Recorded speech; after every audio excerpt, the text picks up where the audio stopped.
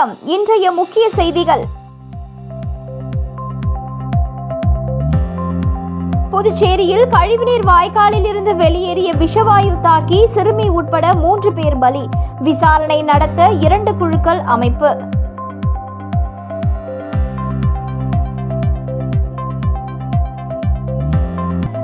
விஷவாயு தாக்கி 3 பேர் பலி. நிவாரணம் அறிவித்தார் முதலமைச்சர் ரங்கசாமி.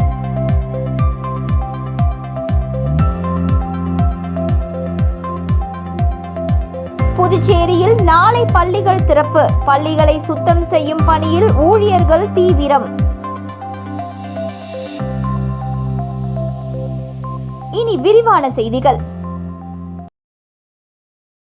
புதுச்சேரி ரெட்டியார்பாளையத்தில் கழிவறைக்கு சென்றபோது விஷவாயு தாக்கி ஒரே குடும்பத்தை சேர்ந்த 2 பெண்கள் உட்பட 3 பெண்கள் உயிரிழப்பு. 2 பேர் உயிருக்கு ஆபத்தான நிலையில் அரசு மருத்துவமனையில் தீவிர சிகிச்சை. புதுச்சேரி ரெட்டியார்பாளையம் புதுநகரை சேர்ந்தவர் செந்தாமரை. இவருக்கு வயது 87.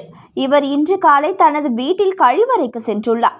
கழிவறை சென்ற சிறிது நேரத்தில் விஷவாயு தாக்கி மயக்கம் போட்டு கீழே விழுந்துள்ளார்.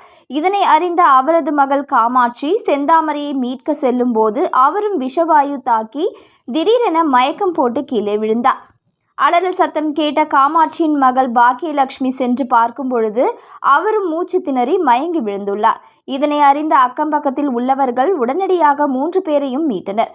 இதில் செந்தாமரை மற்றும் அவரது மகள் காமாட்சி ஆகியோர் கழிவறையிலேயே விஷவாயு தாக்கியதில் இறந்துவிட்டனர். மேலும் உயிருக்கு ஆபத்தான நிலையில் மயங்கியிருந்த பாக்கியலட்சுமி உடனடியாக மீட்கப்பட்டு புதுச்சேரி அரசு மருத்துவமனையில் தீவிர சிகிச்சை பிரிவில் சேர்க்கப்பட்டு சிகிச்சை பெற்று வருகிறார். இந்த நிலையில் அதே பகுதியை சேர்ந்த பக்கத்து வீட்டை சேர்ந்த 15 வயது சிறுமி செல்வராணி மற்றும் பாலகிருஷ்ணன் ஆகிய இருவரும் விஷவாயு தாக்கியதில் மயக்கமடைந்தனர். இதில் செல்வராணி உயிரிழந்து விட்டார். பாலகிருஷ்ணன் அரசு மருத்துவமனையில் சிகிச்சை பெற்று வருகிறார். மேலும் இது குறித்து தகவல் அறிந்து சம்பவ இடத்திற்கு வந்த போலீசார் கழிவறையில் அடுத்தடுத்து 2 பேர் இறந்தது குறித்து விசாரணை நடத்தினர். அந்த விசாரணையில் ரெட்டியார்பாளையம் புதுநகர் பகுதியில் உள்ள கழிவுநீர் வடிகாலில் இருந்து கசிந்த விஷவாயு வீடுகளில் உள்ள கழிவறை மூலமாக வெளியேறியதால் 2 பெண்கள் உயிரிழந்த நிலையில் அப்பகுதியில் வசிக்கும் மக்களை உடனடியாக வீட்டிலிருந்து வெளியேறுமாறு காவல்துறையினர் அறிவுறுத்தினர். தொடர்ந்து அப்பகுதிக்கு நகராட்சி ஊழியர்கள் அந்த கழிவுநீர் வாய்க்காலை சரி செய்யும் பணியில் ஈடுபட்டனர். மேலும் இது குறித்து போலீசார் வழக்கு பதிவு செய்து விசாரணை நடத்தி வருகின்றனர். கழிவறை சென்றபோது ஒரே குடும்பத்தை சேர்ந்த 2 பெண்கள் உட்பட 3 பெண்கள் விஷவாயு தாக்கி இறந்த சம்பவம் புதுச்சேரியில் பெரும் சோகத்தை ஏற்படுத்தியுள்ளது. நடக்குது இந்த லெட்டின் பிரச்சனை நிறைய வாட்டி நடக்குது. என்னைக்கு இது தண்ணி லீக் ஆச்சோ அன்னையிலேருந்தே நாங்கள் போய் அங்கே கம்ப்ளைண்ட் பண்ணுறோம். அதே மாதிரி மேரியில் லெட்ரு கொடுத்தோம். எல்லா இடத்துலையும் ஸ்டெப் எடுங்கன்னு சொன்னோம். ஆனால் இன்ன வரைக்கும் ஒரு ஸ்டெப் எடுக்கல. இப்போ ஒரு உயிர் போனதுனால ஒரு உயிரில் 3 உயிர் போய்க்குது. அது போனதுனால தான் இப்போ எல்லா அதிகாரிங்க வராங்க. இத்தனை வாட்டி சொன்னோமே உயிர் போகிறதுக்கு முன்னாடி எந்த அதிகாரினா வந்து பார்த்தாங்களா? யாருமே வந்து பார்க்கல. ஏன் பார்க்கல? இதுக்கு வரி அதுக்கு வரி எல்லாத்துக்கும் போடுறாங்க. அதுக்கு மட்டும் போடுவீங்களா? அதுக்கு மிரட்டுவீங்களா? ஏன் செய்ய மாட்டீங்க? அது மட்டும் இந்த ப்ராப்ளம் கொஞ்ச நாளாவே இருக்குதுங்க. நாங்க எல்லாம் போய் சொல்லிட்டு வரோங்க. அந்த 3ஆவது தெருல இருக்கிற ஜனங்க லேடிஸ் 10-15 பேரா போய் ஒன்னு ஒரு நாள் போய் சொல்லிட்டு வரோம். இதுக்கு ஒரு ஸ்டெப்பே எடுக்கல. புதுச்சேரியில் விஷவாயு தாக்கி 3 பேர் உயிரிழந்த விவகாரத்தில் சம்பந்தப்பட்டவர்கள் மீது கடுமையான நடவடிக்கை எடுக்கப்படும் என்று அமைச்சர் லட்சுமி நாராயணன் தெரிவித்துள்ளார். புதுச்சேரியில் ரெட்டியார்பாளையம் புதுநகரில் விஷவாயு தாக்கி ஒரே குடும்பத்தை சேர்ந்த 2 பெண்கள் உட்பட 3 பெண்கள் உயிரிழந்தனர். மேலும் ஒரு சிறுமி உட்பட 2 பேர் அரசு மருத்துவமனையில் சிகிச்சை பெற்று வருகின்றனர். இந்த சம்பவம் புதுச்சேரியில் பெரும் பரபரப்பையும் சோகத்தையும் ஏற்படுத்தியுள்ளது. இதனை அடுத்து சம்பவம் நடந்த இடத்திற்கு மாவட்ட ஆட்சியர் குலோத்துங்கன், தொகுதியின் சட்டமன்ற உறுப்பினர் சிவசங்கரன் மற்றும் பொதுப்பணித்துறை அமைச்சர் லட்சுமி நாராயணன் ஆகியோர் நேரில் சென்று பார்வையிட்டு பாதிக்கப்பட்ட மக்களுக்கு ஆறுதல் கூறினர். மேலும் அந்த பகுதி முழுவதும் கிருமி நாசினிகள் தெளித்து பாதுகாப்பு நடவடிக்கைகளையும் மேற்கொண்டனர்.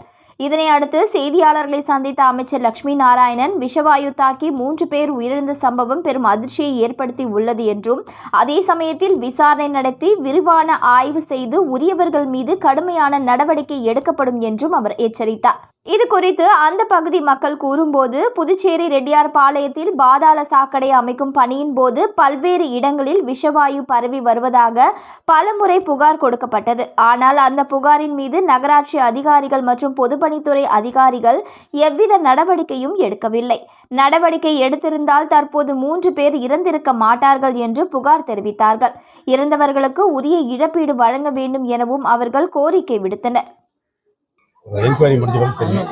நம்ம டிபார்ட்மெண்ட் வந்து அதில் பார்த்துட்டு இருக்காங்க. இவ்வளவு கேஸ் ஃபார்ம் ஆகிறதுக்கு என்ன காரணம், எப்படி வந்துருக்கிறதெல்லாம் வந்து குறை ரீதியாக வந்து பார்த்துட்டு சொல்லுவாங்க.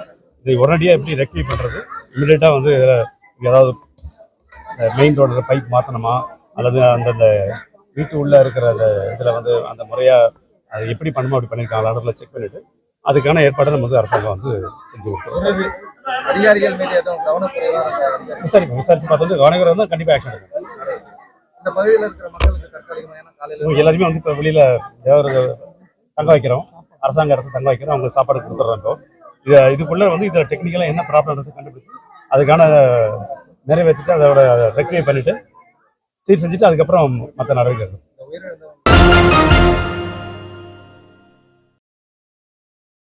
புதுச்சேரியில் கோடை விடுமுறை முடிந்து நாளை பள்ளிகள் திறக்க உள்ள நிலையில் வகுப்பறை மற்றும் பள்ளி வளாகத்தை சுத்தம் செய்யும் பணியில் ஊழியர்கள் ஈடுபட்டனர். புதுச்சேரியில் உள்ள அரசு மற்றும் தனியார் பள்ளிகளுக்கு கோடை விடுமுறை முடிந்து ஜூன் 6ஆம் தேதி பள்ளிகள் மீண்டும் துவக்கப்பட இருந்த நிலையில் வெயிலின் தாக்கம் காரணமாக பள்ளிகள் திறப்பானது ஜூன் 12க்கு ஒத்திவைக்கப்பட்டது.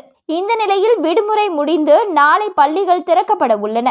இதனிடையே நாளை பள்ளிகள் திறக்கப்படும் உள்ள நிலையில் வகுப்பறை மற்றும் பள்ளி வளாகம், பள்ளியில் உள்ள தண்ணீர் தொட்டிகள் உள்ளிட்டவைகளை தூய்மைப்படுத்தும் பணியில் ஊழியர்கள் ஈடுபட்டனர். மேலும் நாளை புதியதாக பள்ளிக்கு வரும் மாணவர்களை வரவேற்க பல்வேறு ஏற்பாடுகளை பள்ளி ஆசிரியர்கள் செய்து வருகின்றனர்.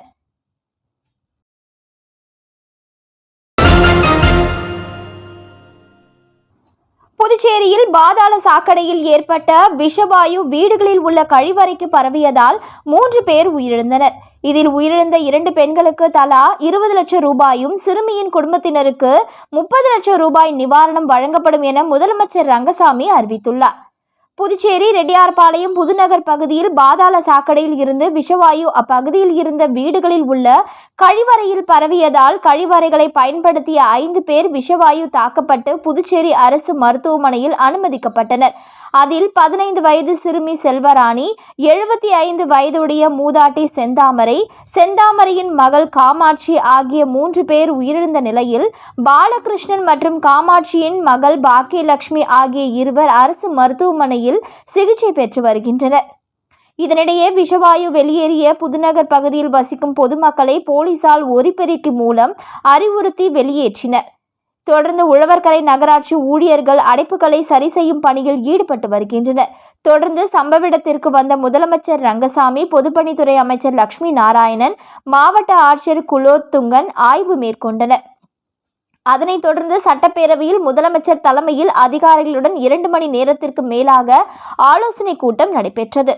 இதனைத் தொடர்ந்து செய்தியாளர்களை சந்தித்த முதலமைச்சர் ரங்கசாமி, பாதாள சாக்கடை இணைப்பு கொடுத்ததில் தவறு நடந்துள்ளதாகவும், இது குறித்து அனைத்து பாதாள சாக்கடைகள் அமைக்கப்பட்ட இடங்களிலும் ஆய்வு செய்ய உத்தரவிடப்பட்டுள்ளது என தெரிவித்த அவர், உயிரிழந்த தாய் மகளுக்கு தலா 20 லட்சம் ரூபாயும், உயிரிழந்த சிறுமி குடும்பத்திற்கு 30 லட்சம் ரூபாய் நிவாரணம் அரசு சார்பில் வழங்கப்படும் என முதலமைச்சர் ரங்கசாமி அறிவித்தார். அந்த இணைப்பு கொடுக்கின்ற பணியில் சில குளறுபடிகள் செய்த ஒப்பந்ததாரர்கள் செய்கிறவர்கள் ஒரு சின்ன தவறு அது முடிக்காத ஒரு நிலையில் இந்த கேஸ் ஃபார்ம் ஆகிருக்கு அப்படின்ட்டு துறையில் எல்லா துறையை நம்ம அதிகாரிலாம் சொல்லியிருக்காங்க. அது சம்மந்தமாக முழுமையான ஒரு விசாரித்து நல்ல நடவடிக்கை எடுக்கணும். எல்லா பகுதியிலும் வேறு எங்கேயும் இது மாதிரி ஏற்படக்கூடாதுன்றதுல அரசு கவனத்தோடு இருந்துகிட்டு இருக்கு. இப்போ அது தேவையான அதாவது எல்லா இடத்தையும் பார்க்க சொல்லியிருக்குது. புதுநகரில் முழுமையாக பார்த்து அது மாதிரி இருந்தாங்கன்னா சரி செய்ய சொல்லியிருக்கோம். அந்த இணைப்பு கொடுத்தெல்லாம் சரி செய்ய சொல்லியிருக்கிறோம். இப்போது இந்த 3 பேர் நம்ம இதில் இறந்துருக்கிறாங்க. உண்மையை வருத்தப்படக்கூடிய ஒன்று. அதில் அந்த 2 பேருக்கு வயதானவங்க, ஒருத்தவங்க 55, ஒருத்தவங்க 75 வயசு உள்ள சரி இறந்துருக்காங்க. 15 பெண்ணு படிக்கிற பொண்ணு இறந்துருக்கு. அந்த 2 பேருக்கும் 20 லட்சம் நம்ம அரசு நிவாரணமாக கொடுக்கின்றது. அந்த பெண்ணுக்கு படிக்கின்ற அந்த பெண்ணுக்கு அந்த குடும்பத்திற்கு ரூபா 30 லட்சம் நிவாரண உதவி வழங்குவதை முடிவு செய்திருக்கின்றது. இது உடனடியாக அந்த குடும்பத்தாருக்கு வழங்கப்படும். சிறுமிக்கு 30 லட்சம், சிறுமிக்கு 30 லட்சம்.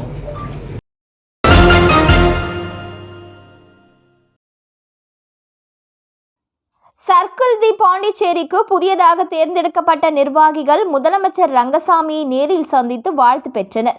புதுச்சேரி சர்க்கிள் டி பாண்டிச்சேரிக்கு கடந்த மே 26ஆம் தேதி தேர்தல் நடைபெற்று புதிய நிர்வாகிகள் தேர்ந்தெடுக்கப்பட்டனர்.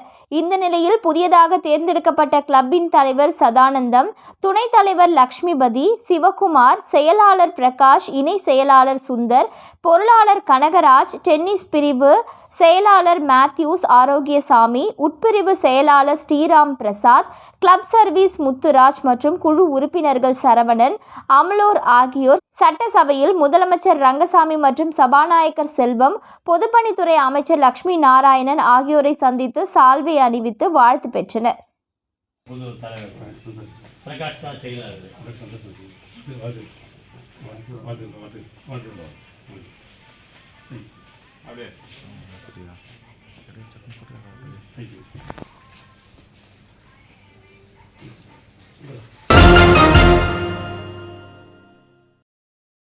திருப்பட்டினம் மழை மாரியம்மன் கோவில் தீமிதி திருவிழா. ஏராளமான பக்தர்கள் தீமிதித்து நேர்த்திக்கடன் செலுத்தினர். காரைக்கால் மாவட்டம் திருப்பட்டினம் பகுதியில் பொய்யாத மூர்த்தி ஐயனார் தேவஸ்தானத்திற்கு உட்பட்ட பழமை வாய்ந்த மழை மாரியம்மன் கோவில் அமைந்துள்ளது. கோவிலில் ஆண்டுதோறும் வைகாசி மாதத்தில் தீமிதி திருவிழா வெகு விமர்சையாக நடைபெறுவது வழக்கம். இந்த ஆண்டு தீமிதி திருவிழாவை ஒட்டி கடந்த 7ஆம் தேதி விக்னேஸ்வர பூஜை மற்றும் பூச்சொரிதலுடன் தீமிதி திருவிழா துவங்கியது. தினம்தோறும் அம்மனுக்கு சிறப்பு அபிஷேக ஆராதனைகள் நடைபெற்று வந்தது. திருவிழாவின் முக்கிய நிகழ்ச்சியான இன்று அம்மனுக்கு மஞ்சள், திரவிய பொடி, பால், தயிர், சந்தனம் உள்ளிட்ட பல்வேறு வாசனை திரவியங்களால் அபிஷேகம் செய்விக்கப்பட்டு மகா தீப ஆராதனை காண்பிக்கப்பட்டது. அதனைத் தொடர்ந்து வண்ண மலர்களால் அலங்கரிக்கப்பட்ட மழை மாரியம்மன் ஆலயத்தில் பிரகாரத்தை வலம் வந்து தீக்குழி அருகே எழுந்தருளி தீமிதி திருவிழா நடைபெற்றது. அப்போது கரகத்தை தொடர்ந்து 100க்கும் மேற்பட்ட பக்தர்கள் தீமிதித்து நேர்த்திக்கடன் செலுத்தினர். தீமிதி திருவிழாவில் தொகுதியின் சட்டமன்ற உறுப்பினர் நாக தியாகராஜன், பொய்யாத மூர்த்தி ஐயனார் தேவஸ்தான அறங்காவல் குழு தலைவர் ராஜேந்திரன் மற்றும் அறங்காவல் குழுவினர் உட்பட ஏராளமான பக்தர்கள் கலந்து கொண்டு சுவாமி தரிசனம் செய்தனர்.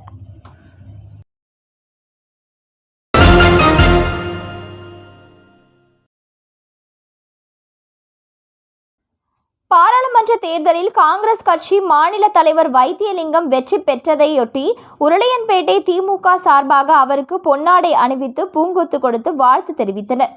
நடந்து முடிந்த பாராளுமன்ற தேர்தலில் இந்தியா கூட்டணி சார்பாக காங்கிரஸ் கட்சியின் மாநில தலைவர் வைத்தியலிங்கம் போட்டியிட்டு அமோக வாக்கு வித்தியாசத்தில் வெற்றி பெற்றார். இதனையடுத்து அவரை கூட்டணி கட்சி நிர்வாகிகள், காங்கிரஸ் கட்சி நிர்வாகிகள் தொடர்ந்து வாழ்த்து தெரிவித்து வருகின்றனர். அந்த வகையில் உருளையன்பேட்டை தொகுதி திமுக சார்பு தொகுதி பொறுப்பாளர் கோபால் தலைமையில் திமுகவினர் பாராளுமன்ற உறுப்பினர் வைத்தியலிங்கத்தை சந்தித்து பூங்கொத்து வழங்கி பொன்னாடை அணிவித்து வாழ்த்து தெரிவித்தனர். இந்நிகழ்ச்சியில் தொகுதி செயலாளர் சக்திவேல் மற்றும் தொகுதி திமுக நிர்வாகிகள் ஏராளமானோர் கலந்து கொண்டனர்.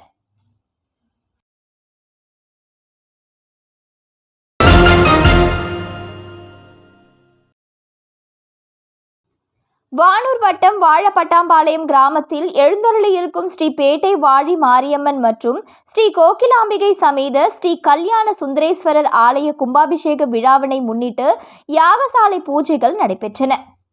புதுச்சேரி மாநிலம் வில்லியனூர் அருகே தமிழக பகுதியான விழுப்புரம் மாவட்டம் வானூர் வட்டம் வாழப்பட்டாம்பாளையம் கிராமத்தில் புதிய மகா மண்டபம், 3 நிலையில் உள்ள ராஜகோபுரம், ஸ்ரீ விநாயகர், ஸ்ரீ முருகர் சுவாமிகளுக்கு தனித்தனி சந்நிதிகள் அமைக்கப்பெற்று மேலும் ஸ்ரீ கோகிலாம்பிகை சமேத ஸ்ரீ திருக்கல்யாண சுந்தரேஸ்வரர் சுவாமி ஆலயத்தில் புதிய ராஜகோபுரம் திருப்பணிகளை முடித்து அஷ்டபந்தன மகா கும்பாபிஷேகம் நாளை புதன்கிழமை நடைபெறுவதை முன்னிட்டு நேற்று காலை ஆலயத்தில் ஸ்ரீ விக்னேஸ்வர பூஜை, மகா கணபதி ஹோமம், ஸ்ரீ லக்ஷ்மி ஹோமம், நவகிரக ஹோமம் உள்ளிட்ட நிகழ்ச்சிகளும், மாலை வாஸ்து சாந்தி, ரக்ஷபந்தனம், யாகசாலை பிரவேசம், முதல் கால யாக பூஜை ஹோமம், பூரணஹூதி, மகா தீபாராதனை உள்ளிட்ட நிகழ்ச்சிகள் நடைபெற்றன. இதில் விழா குழுவினர்கள், ஊர் பொதுமக்கள் மற்றும் வாழப்பட்டாம்பாளையம் கிராமவாசிகள் திரளானோர் கலந்து கொண்டு சுவாமி தரிசனம் செய்தனர்.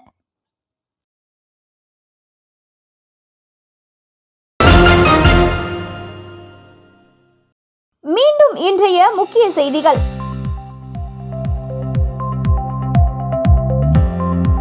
புதுச்சேரியில் கழிவுநீர் வாய்க்காலில் இருந்து வெளியேறிய விஷவாயு தாக்கி சிறுமி உட்பட 3 பேர் பலி. விசாரணை நடத்த 2 குழுக்கள் அமைப்பு.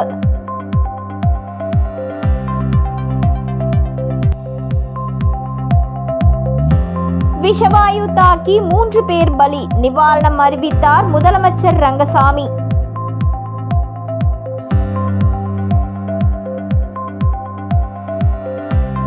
புதுச்சேரியில் நாளை பள்ளிகள் திறப்பு. பள்ளிகளை சுத்தம் செய்யும் பணியில் ஊழியர்கள் தீவிரம்.